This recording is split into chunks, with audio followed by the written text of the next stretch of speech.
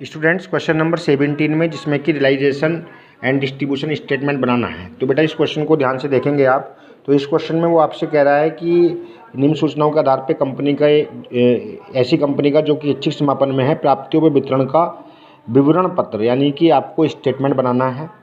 तो ये कैसे आपका बनेगा इसको आप देखेंगे अभी। तो इसमें बेटा क्वेश्चन पढ़ने पहले हम। तो उसमें कह रहा है इक्विटी शेयर कैपिटल है 30,000 की, कम्युलेटिव प्रेफरेंस शेयर 20,000 के, डिवेंचर्स 10,000 के हैं। इनका कंपनी की संपत्तियों पर चल प्रभाव है।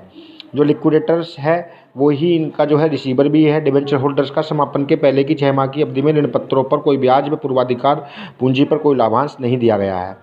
संपत्तियों से ख्याति सहित 32,500 प्राप्त हुए, यानी टोटल अमाउंट उसने एक साथ दे दी है, अलग अलग लिखने की जरूरत नहीं। तो बेटा इसको स्टेटमेंट फॉर्म में देखिए आप समझे। सबसे पहले हम लिखेंगे number a receipts from assets realized. अब अगर बहुत सारी असेट्स होती तो उसके नीचे हम लिखते, इस कॉलम में हम अमाउंट लिखते जाते, उनका टोटल लगा के बाहर लिख देते। लेकिन यहाँ पर उसने आपको एक साथ ही दे दिया है कि सारी संपत्तियों से जो टोटल मिला है हमको वो कितना मिला है 32,500। तो उसको मैंने डबल अंडरलाइन करके यहीं से ही और बाहर लिख दिया है। अगर ये मान लीजिए यहाँ पर 4-5 असेट्स होती तो हम सबका पहले अलग अलग लिखते, इस कॉलम में अमाउंट लिखते, उनका टोटल लगा के तब हम बाहर लिखते। ठीक है। इसके बाद है बेटा पेमेंट्स।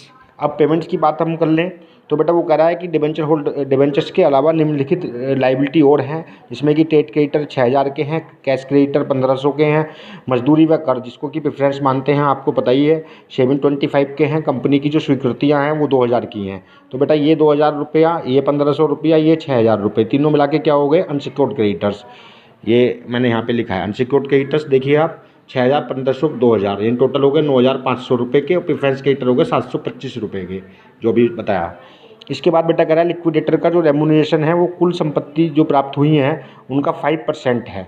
तो बेटा हमको 32,500 टोटल प्राप्त हुए थे, 32,500 का 5% 1,625 रुपये बनता है, मैंने लिख दिया है। इसके बाद वो कह रहा है कानूनी लागत 450 रुपये है, लीगल कॉस्ट। तो लीगल कॉस्ट सबसे ऊपर लिखी जाती है, मैंने लिख दिया है लीगल एक्सपेंस 450 रुपया। इसके बाद बेटा वो कह रहा है कि पूर्वाधिकार अंशधारियों को केवल पूंजी लौटाए जाने के लिए ही पूर्वाधिकार प्राप्त है।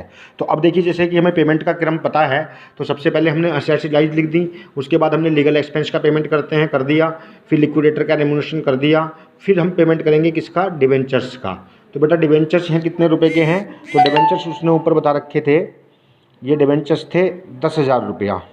डिवेंचर कितने के थे 10,000 रुपये के थे, ये 4% वाले थे।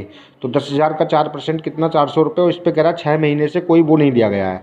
ये लिखा है ना समापन के पहले की 6 माह की अवधि में ऋण पत्रों पर कोई ब्याज या पूर्वाधिकार अंशों पर कोई लाभांश नहीं दिया गया है। तो जब ऋण पत्रों पर कोई ब्याज नहीं दिया तो 6 महीने का ब्याज कितना बना इन डिवेंचर्स का। तो देखिए 10,000 रुपये के हैं बेटा, और 10,000 का 4% 4/100 और गुणा 6/12 जब आप करेंगे तो बेटा ये आएगा 200 रुपया। तो ये मैंने 200 रुपये इसमें जोड़ के 10,200 रुपये के टोटल डिवेंचर्स हो गए हैं। ठीक है। इसके बाद में प्रेफरेंस क्रेडिटर का पेमेंट करते हैं, वो 725 बताई दिए थे आपको अभी, और इसके बाद 9,500 रुपये मैंने आपको अनसिक्योर्ड क्रेडिटर बताई दिए हैं। तो कुल मिला के टोटल पेमेंट यहाँ तक 22,500 होता है। अब हमारे पास 32,500 अवेलेबल हैं, और जिसमें से हम पेमेंट अभी तक कितना कर चुके हैं 22,500 का। तो इसका मतलब हमारे पास कितने बाकी हैं 10,000 रुपये। अब वो हम किसको पेमेंट करें, तो ऑब्वियसली सबसे पहले प्रेफरेंस शेयर होल्डर को पेमेंट किया जाएगा। प्रेफरेंस शेयर होल्डर कितने के हैं 20,000 रुपये के हैं। तो इनका भी हम पूरा पेमेंट नहीं कर पा रहे हैं, जितना है वो उन्हीं को दे देते हैं। तो 10,000 रुपये अवेलेबल है, और ये हमने प्रेफरेंस शेयर होल्डर को पेमेंट कर दिया। तो इस प्रकार ये सब पेमेंट का टोटल आ गया 32,500, बाहर लिख दिया हमने, और रिसीप्ट का टोटल 32,500 आ गया। ये टोटल मैच करता है। तो ये बेटा आपका बन गया realization and distribution statement form में।